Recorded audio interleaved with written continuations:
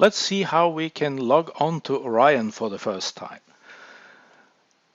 Well, before you start opening a terminal window, make sure you have the VPN connection. And I have bookmarked this VPN website here on my web browser. And then I have to log in here. I have already done it now, so I don't have to do it again. But make sure you have established the VPN connection before you try to log on to Orion. Otherwise, it will not work. So you type in your username and your password, and then if you are outside of campus, you also need this cell phone identification. But that should be rather straightforward. I think the difficult part is to get it working the first time.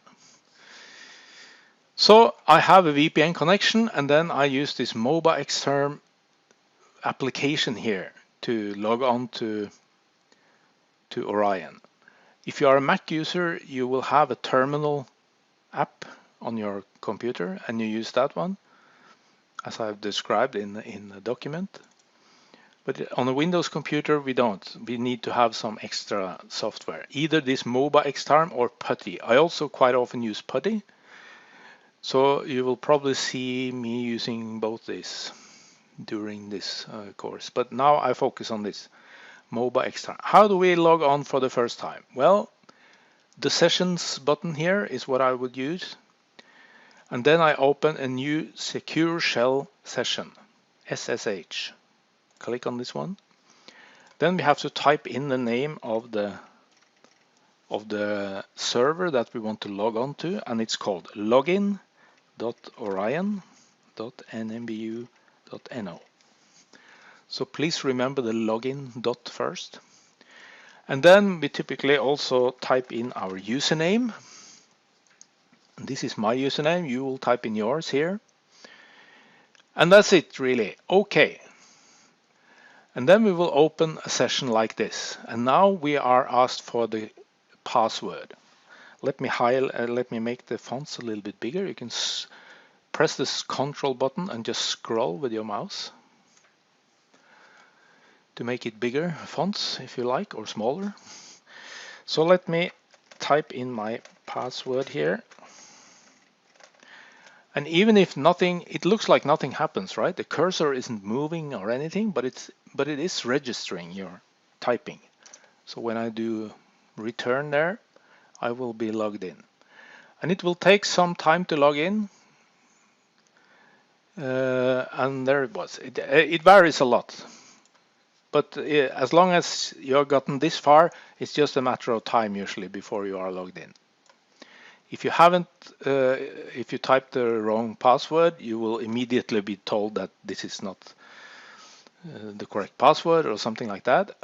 If you don't have the VPN connection, you will not even get that far. So as long as you get to this sort of window here, you are inside. It takes some time before this prompt is appearing, but just wait for it. So now we are on the command line here.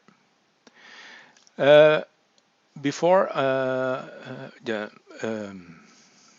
forget, this window over here is nice, because sometimes you want to transfer files from Orion back to your local computer, or the other way around, right?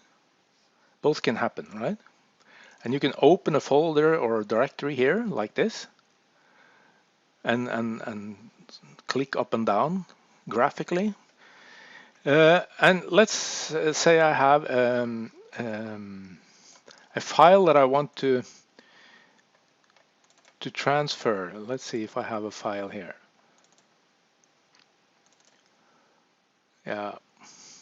Okay, here. Let's say this file. I want to transfer this to Orion. Then I simply just drag and drop over here, and it's being transferred. You can see that. So now I have it on Orion. Or the other way around, I can just drag it back here to my local computer, drop it, and it will be copied to my desktop here. So this is how easy you can copy back and forth. And the reason I show you this is that when you make the assignments in this course, you will typically produce the R Markdown files working on Orion.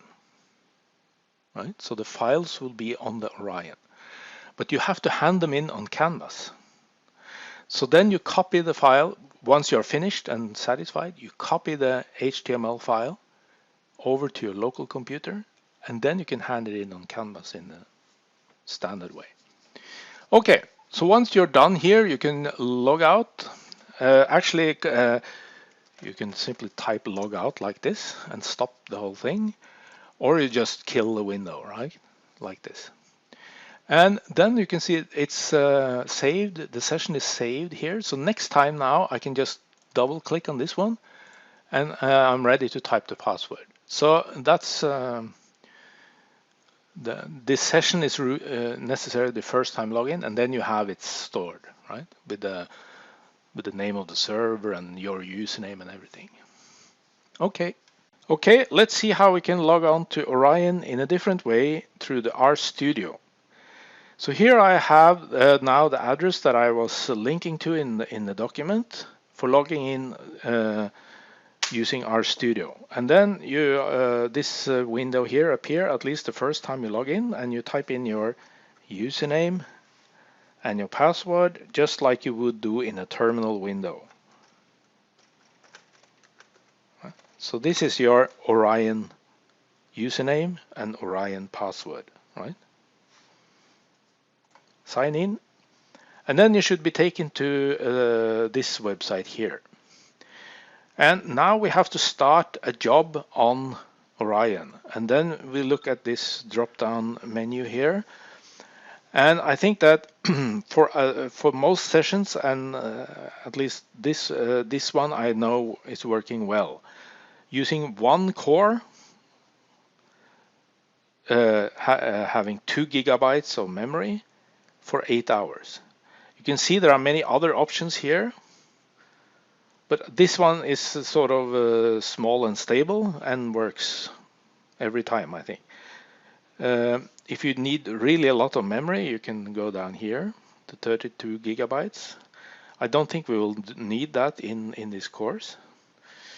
And if you need to have many cores, you can have, well, not many, but at least more than one, 4.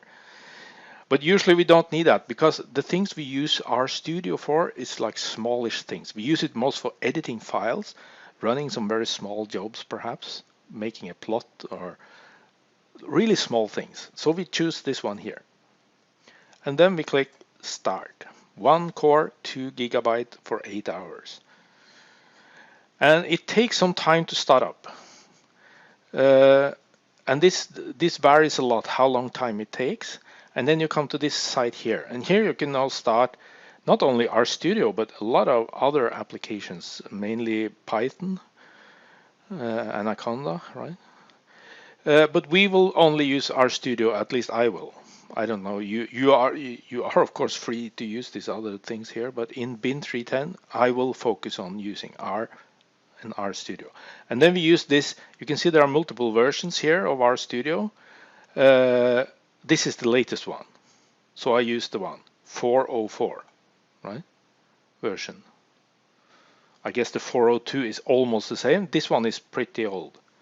So let's use this 404, and then we click on this one, and RStudio will start. And if you're familiar with RStudio from before, I suppose you are, I expect you to have been using RStudio before, then you will see that this looks almost the same. It takes some time to restart it here. And now I've been using RStudio shortly, so let me just quit this session and start it all over again. So this is more like it will look like when you log in, I suppose. A freshly started session. And the windows may not appear exactly as they do here now, because that has to do with how you configure the looks of your RStudio. You can see I linked to an older short video about how you can do that. But now everything here works exactly as RStudio on your local computer, right? You can make a new R script or a new text file or whatever here, and you have an overview of your files here. Yeah, you will probably be in a home folder, which is Of course, my home folder contains a lot. Your new home folders are pretty empty, so it will appear differently. But okay, let us make a folder where we install the R packages. So first of all, you need to make a folder under your home directory where you want your R packages to be installed, like I described in the document. And let me now use this terminal here in RStudio. I have RStudio open here now, right? And notice RStudio on Orion also has a terminal window where we can type in Unix commands. So if I type ls here, I list the content of my home folder, my home directory. And here you can see I have a folder called R. And you should also make yourself a folder like this. And now I go step into that folder and I list the content of that R folder. And of course this contains a lot of stuff now in my case, not in your, I suppose. But here you have, here you can see I have another folder inside this folder where I called my lib. This is my library, right? You can call it whatever you like, but this is my choice. So if I jump down to this one as well and list the content, you will see here I have there will be one folder for each R package I have installed down here. But my point is, so let's just go back to my home folder. You need to have a folder where you want to store your R packages, right? And in my case, it's this one. Home, this wave here, tilde, it's called. It's short for your home folder. And under there, in R folder, and under there, it's my lib, and that's where I want my R packages to be installed. So how do we actually tell R to install the packages in that folder? Well, we have to make a new file here. So I go to new, and then not R script, but a text file. So I get a new file open here in my editor.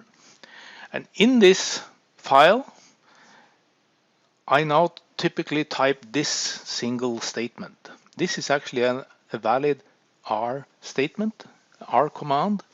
The .lib paths here is a function in R that will change the paths to where you have your library, the library path. It will change it. And now I set it to this exact folder. And notice this quote. This is a text, right? This is a quote. And inside the quotes, I have exactly that, the path to that folder from my home folder. So this tilde, this wave, /r/mylib.